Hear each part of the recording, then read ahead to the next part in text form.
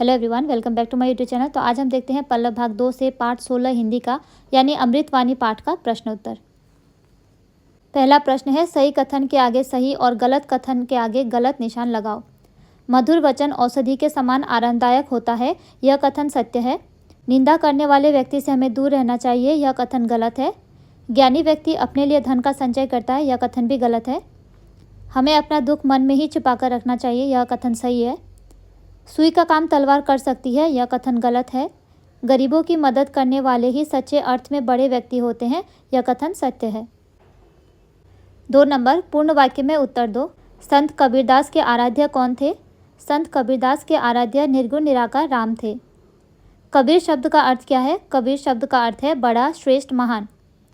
ग नंबर, कवि के अनुसार क्या करने पर हमारे जीवन में दुख कभी नहीं आएगा? अगर हम सुख की स्थिति में भी अपने आराध्य का स्मरण करेंगे तो हमारे जीवन में दुख कभी नहीं आएगा। घ नंबर, कवि रहीम का पूरा नाम क्या था? कवि रहीम का पूरा नाम अब्दुल रहीम खानखाना था।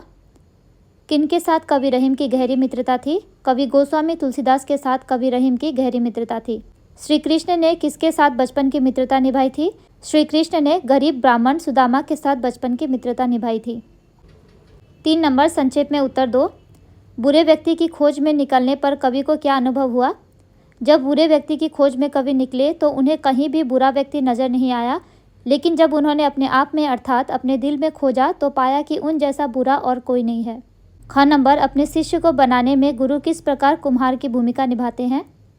उत्तर, जिस प्रकार कुम्हार अपने घड़े को बनाते समय अपने कोमल हाथों को घड़े के भीतर सहारा देकर बार बार धीरे धीरे प्रहार करके एक सुंदर घड़े का निर्माण करता है, ठीक उसी प्रकार गुरु भी अपने शिष्य को बड़े प्यार और कोमलता से ज्ञान देते हैं, तो कभी कभी अपने कठोर वाणी से डांट फटकार देते हैं ताकि उनके अंदर जो कमियां हैं वह दूर हो सके।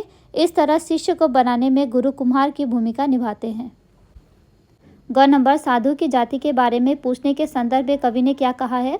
उत्तर, साधु की जाति के बारे में पूछने के संदर्भ में कवि ने कहा है कि कभी भी साधु की जाति के बारे में नहीं पूछना चाहिए, बल्कि उनके ज्ञान के बारे में पूछना चाहिए।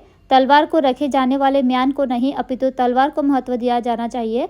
अर्थात साधु कोई भी जाति का हो, अगर उनमें ज्ञान का भंडार है तो उस ज्ञान को बटोर लेना चाहिए। घ नंबर, कवि रहीम ने ऐसा क्यों कहा कि थोड़े दिनों के लिए आने वाली विपत्ति अच्छी होती है? कवि रहीम ने ऐसा इसलिए कहा है क्योंकि विपत्ति के समय में हमारे हित और अहित चाहने वाले लोगों की पहचान होती है। अर्थात कम दिनों के लिए आने वाली विपत्ति में कौन हमारे साथ रहकर हमारा भला चाहता है और कौन हमारा बुरा चाहता है, इसकी पहचान हो जाती है। नेक्स्ट है, कवि के अनुसार हमें मन की व्यथा किस लिए मन में ही छिपा कर रखनी चाहिए? कवि के अनुसार हमें अपने मन की व्यथा मन में ही छिपा कर रखनी चाहिए। ऐसा इसलिए कि दूसरे व्यक्ति सुनकर नखरे ही करते हैं, कोई उसे बांट नहीं लेता। 4 नंबर, लघु उत्तर दो। संत कबीरदास का परिचय दो। उत्तर, कबीरदास एक संत कवि थे। उन्होंने जनता के बीच रहकर जनता की भाषा में जनता के लिए कविता की रचना की। वह निर्गुण निराकार राम को अपना आराध्य मानते थे। उनका जन्म काशी में 1398 ईस्वी को हुआ था। उनके द्वारा रचित कविताओं में अमृतवाणी थी, जिसे पढ़कर हमें अच्छी सीख मिलती है। कवि रहीम का परिचय प्रस्तुत करो। कवि रहीम का पूरा नाम था अब्दुल रहीम खानखाना। उनका जन्म सन 1556 ईस्वी में हुआ था। वह मुगल सम्राट अकबर के मंत्री बैरम खां के पुत्र थे।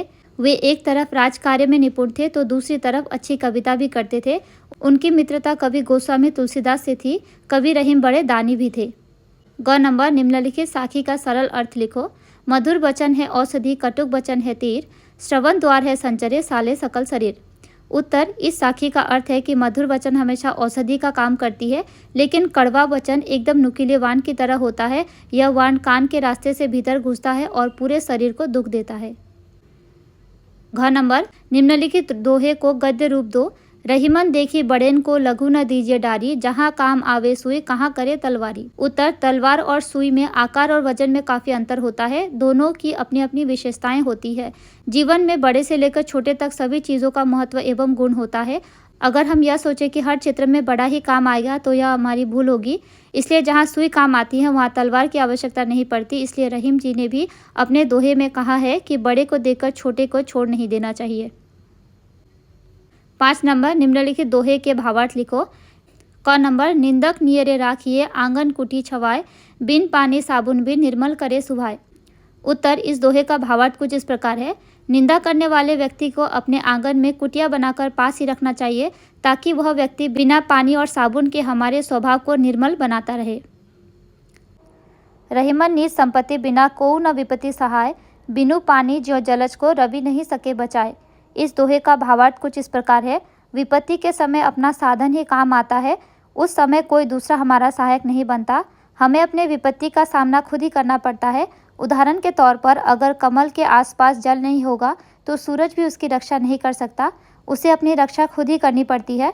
इसलिए अगर हमारे जीवन में विपत्ति आती है तो उसका सामना खुद ही करना चाहिए।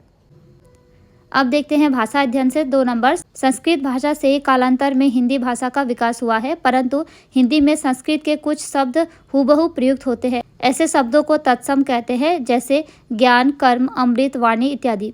अब तुम पाठ में प्रयुक्त निम्नलिखित शब्दों के तत्सम रूप लिखो। वचन का तत्सम रूप है वचन, शीश का तत्सम रूप है शीश, श्रवण का तत्सम रूप है श्रवण, सुमिरन का तत्सम रूप है स्मरण, शरीर का तत्सम रूप है शरीर और व्यथा का तत्सम रूप है व्यथा। निम्नलिखित शब्दों के विपरीतार्थक शब्द लिखो। पहला है बुरा भला, निर्मल मलिन, साधु असाधु, भली बुरी, ज्ञान अज्ञान, गरीब अमीर, मित्र शत्रु। तो यह थे इस पाठ के प्रश्न उत्तर।